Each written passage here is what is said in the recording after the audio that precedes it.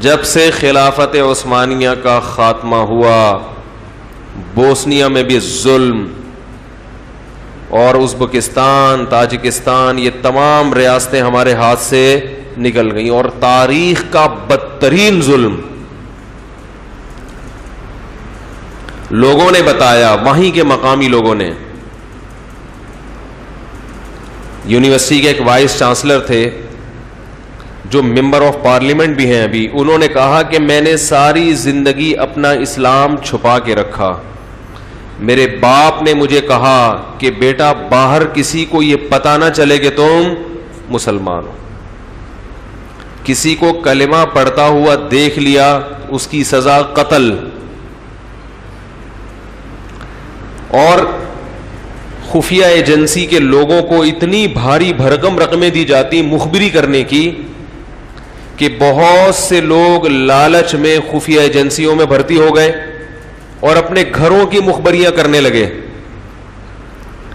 ایک وقت ایسا آیا کہ شوہر اپنا ایمان چھپا رہا ہے اپنی بیوی سے، بیوی اپنا ایمان چھپا رہی ہے اپنے شوہر سے، باپ ایمان چھپا رہا ہے اپنے بیٹے سے، بیٹا ایمان چھپا رہا ہے اپنے باپ سے کہ باپ کو پتہ چل گیا، باپ نہ کہیں اطلاع دے دے. ان حالات میں اس قوم نے 70 سال گزارے، پوری نسل ختم ہو گئی. تو اس قدر ظلم کہ کسی بچے کو کلمہ پڑھتے ہوئے لوگوں سے پوچھا جاتا تھا بسم اللہ سناؤ، اور پھر مزید اس قسم کے حربے استعمال کیے گئے کہ لوگوں کو ریلیف دیا گیا کہ ٹھیک ہے اب ہم سختیاں ختم کر رہے ہیں، جس نے دین کو فالو کرنا ہے وہ دین پر چل سکتا ہے، اجازت دے دی. اس کا مقصد کیا تھا کہ جو چھپے ہوئے لوگ ہیں وہ بھی سامنے آ جائیں.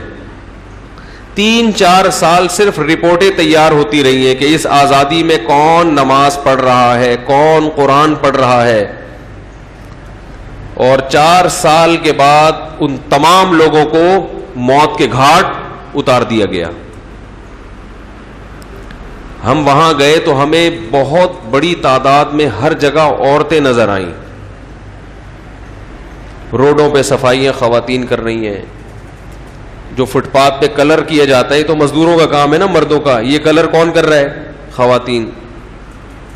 ہوٹلوں میں ملازمت خواتین، حتیٰ کہ بسوں میں جو ٹورسٹ کو گائیڈ کرنے والی ہیں وہ بھی خواتین. ہمیں تو مرد دے دیا انہوں نے لیکن وہ بھی اکثر خواتین ہی ہوتی ہیں. اس کی بھی ہم نے تفتیش کی، یہ اتنی زیادہ خواتین، انہوں نے کہا ان کے مرد قتل ہو گئے. کیسے ظلم کیا؟ نمبر 1، پہلے رشیا نے ان کے مردوں کو قتل کیا، جوانوں کو، جوان مردوں کو قتل کیا بہت بڑی تعداد میں، بوڑھوں کو چھوڑ دیا.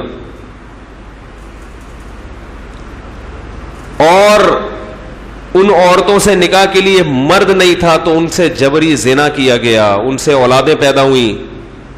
ان اولادوں میں جنریشن گیپ بہت زیادہ، کیونکہ انہوں نے اپنے جوان باپ کو نہیں دیکھا. بہت سی خواتین کے حالات سن کے ایمان تازہ ہوا، جن کے گھر میں کوئی مرد نہیں مگر انہوں نے اپنی اولادوں کا ایمان بچایا. انہوں نے بار بار اپنے بچوں کو باور کرایا کہ تم مسلمان ہو، مسلمان ہو، مسلمان ہو، مسلمان ہو. چھپ کے تعلیم دیتی رہیں. ایک خاتون جن کا 90 سال کی عمر میں انتقال ہوا، ان کی کارگزاری سامنے آئی کہ پوری زندگی اپنے بچوں کو چھپ چھپ کے قرآن سکھاتی رہی، چھپ چھپ کے، اور موت کے وقت کلمہ پڑھا اور کہا کہ سب کو گواہ بنایا کہ میری موت کس پر ہو رہی ہے؟ ایمان پر.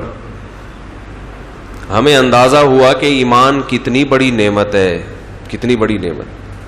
ان حالات میں انہوں نے ایمان کو نہیں چھوڑا. یہ مسلم ہے. آج یورپ میں لوگ عیاشی دیکھ کر جو ہمارے ینگ جنریشن جاتی ہے اسلام کو چھوڑ دیتے ہیں. بہت سے لوگ کیا یہ زندگی تو یہ ہے. جن کے دلوں میں ایمان کی قدر، ان کو 70 سال کا ظلم اور جبر بھی ایمان سے دور نہیں کر سکا. 70 سال اس قدر جبر. میں حیران ہوا، وہاں لوگوں نے بتایا کہ تہخانوں میں مدرسے قرآن جتنے بھی تھے جلا دیے گئے. کوئی ایک قرآن کی آیت بھی کہیں لکھی ہوئی نظر نہیں آئے گی، ایک قرآن کی آیت بھی. سب سے مصحف لے کے جلا دیے گئے. کہیں بھی پورے ملک میں قرآن نہیں. اب تو ہے الحمدللہ. تمام دینی کتابیں جلا دی گئیں، ختم. کوئی خدا نہیں ہے. بس نعرہ کیا تھا؟ کوئی خدا نہیں ہے. خواتین کو سر پہ چادر لینے پر پابندی، مرد کے لیے داڑھی پر پابندی. تو لوگوں نے تہخانوں میں قرآن کی تعلیم شروع کی سینہ بسینہ. جو حافظ قرآن تھے، کوئی نسخہ نہیں تھا، سینہ بسینہ.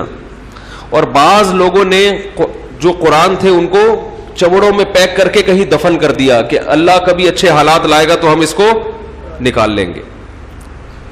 اس طرح سے مدرسوں کو آباد کیا گیا کہ تہخانے میں، اور اوپر جو دیوار بنائی اس میں فحش تصاویر عورتوں کی اور شراب کی بوتلیں، تاکہ خفیہ ایجنسی کے لوگ آئیں تو یہ سمجھیں کہ یہ لبرل لوگ ہیں، یہ مذہبی گھرانہ نہیں ہے،